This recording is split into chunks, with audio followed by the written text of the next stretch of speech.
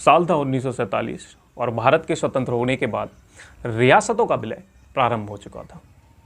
उनमें से ही दो रियासतें थीं, सिक्किम और जम्मू कश्मीर, जिनका विलय होना लाजमी था। लेकिन जवाहरलाल नेहरू की एक विरोध के चलते सिक्किम और जम्मू कश्मीर का विलय उस समय नहीं हो सका। तो कैसे 27 साल बाद उनकी बेटी और आयरन लेडी इंदिरा गांधी ने सिक्किम का विलय बड़ी ही मुश्किलों से भारत में करवाया। नमस्कार, मैं हूं ब्रजेंद्र सिंह परमार और हम बात कर रहे हैं सिक्किम के भारत में विलय की। जब दौर 1947 का प्रारंभ हुआ तो सरदार वल्लभ भाई पटेल और BK राव रियासतों के विलय के लिए संघर्षरत हो गए। लेकिन नेहरू जी की कुछ यूँ कहें मजबूरियाँ या यूँ कहें उनके कुछ वादों के चलते कुछ चीज़ें अटक से रह गई। उनमें से सिक्किम भी एक था। हुआ यूँ कि सिक्किम का राजा थोंडुप नामग्याल सिक्किम को एक स्वतंत्र राष्ट्र के रूप में मान्यता दिलाना चाहता था। चूँकि वह नेहरू जी का परम मित्र था तो वह ऐसा करने के लिए बिल्कुल लालायक था। उसने स्वतंत्रता प्राप्ति के पहले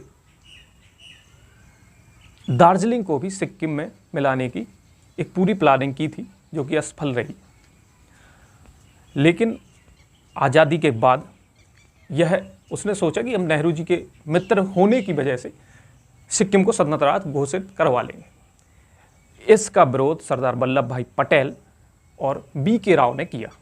लेकिन इस समय उनकी ना चली और नेहरू जी की चली और सिक्किम को एक स्वतंत्र या यूँ कहें भारत के प्रोटेक्टरेट के रूप में मान्यता मिल गई। 11 मामलों को छोड़कर सभी मामलों में सिक्किम स्वतंत्र हो गया। उन 11 मामलों में से विदेश और डिफेंस भारत के पास रखे गए और भी कुछ चीज़ें थी जो कुल 11 मामलों में को रखकर सिक्किम को स्वतंत्रता दे दी गई, एक प्रोटेक्टरेट स्टेट बना दिया गया। अब जब ये हुआ तो सिक्किम में संविधान के लिए और लोकतंत्र के लिए आंदोलन शुरू हो गए, क्योंकि वहाँ की जनता भी चाहती थी कि जब भारत स्वतंत्र हो तो हम भी उनके साथ मिलकर लोकतंत्र का हिस्सा बने, लोकतंत्र का आईना देखें, क्योंकि राजशाही उन्होंने देख रखी थी। कई आंदोलन हुए, लेकिन तत्कालीन भारत सरकार ने उन आंदोलनों को दबाने के लिए थोंडुप नामग्याल की मदद की। ऐसे ही चलता रहा और भारत सरकार सिक्किम के में बिल्कुल ही यूं कहें कि शून्य हो गई। चलते चलते साल आया 1967 का। राजनीतिक तस्वीर बहुत बदल गई थी और इंदिरा गांधी उस समय भारत की प्रधानमंत्री थी। तो थोंडुप नामग्याल ने सोचा कि क्यों ना नेहरू जी की दोस्ती का वास्ता देकर इंदिरा गांधी से दोबारा स्वतंत्र राष्ट्र की बात की जाए। वह दिल्ली में इंदिरा गांधी जी से मिले और उन्होंने अपनी बात प्रारंभ की। लेकिन यहाँ पर इंदिरा गांधी के मंसूबे कुछ अलग थे, क्योंकि उस समय आते आते बांग्लादेश और पाकिस्तान का संघर्ष भी एक राजनीतिक रूप ले रहा था और चल रहा था ये संघर्ष, और सारे विश्व की निगाहें भारत पर थीं।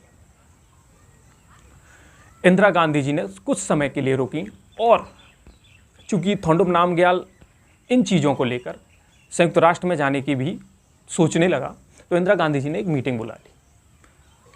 उस मीटिंग में विदेश सचिव TN कॉल ने कहा कि क्यों हम विलय के चक्कर में पड़े, क्योंकि सारे विश्व की निगाहें बांग्लादेश की वजह से भारत पर है, हम अपनी संधि को कंटिन्यू रखते हैं। सभी मंत्रियों ने अलग अलग राय दी, लेकिन उस बैठक में एक शख्स था जिसका मत क्लियर था।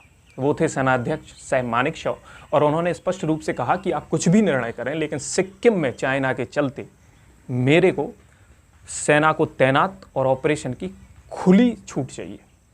बस क्या था, इससे स्पष्ट हो गया और इंदिरा गांधी के मंसूबे भी स्पष्ट हो गए कि सिक्किम अब भारत का अभिन्न राज्य बनेगा और पंडित जवाहरलाल नेहरू की जो गलती है उसको सुधारा जाएगा। चूंकि ये टास्क बहुत कठिन था, तो इंदिरा गांधी जी ने इसके लिए रॉ को चुना, रिसर्च एंड एनालिसिस विंग। उस समय रॉ के चीफ थे RN काउ। उन्हें ये जिम्मेदारी दी गई और उन्होंने इस जिम्मेदारी को बखूबी निभाया और कुछ दिनों के अंदर उन्होंने अपना प्लान उन प्रधानमंत्री के सामने रख दिया कि हम सिक्किम में लोकतंत्र की ताकतों को मजबूत करेंगे और धीरे धीरे धीरे इस विरोध को बढ़ाएंगे और भारत को, चूंकि जनता तो चाहती है सिक्किम की भारत में विलय के लिए, और लोकतांत्रिक तरीके से हम ये चीज़ करेंगे। स्पष्ट हो गई सारी चीज़ें। अब धीरे धीरे सिक्किम में लोकतांत्रिक ताकतों को मजबूत किया जाने लगा। थोंडुप नामग्याल इससे एक टाइम से बौखला गया, चूँकि उसने शादी भी कर रखी थी, जिसे कहा जाता है कि वह उनकी जो पत्नी थी वो CIA की एजेंट थी। तो उसने उस रूप में भी विदेशी ताकतों की मदद लेनी चाहिए। साल 1973 आते आते विरोध इतना बढ़ गया कि थोंडुप नामग्याल को भारत की शरण में आना पड़ा या भारत की मदद लेनी पड़ी।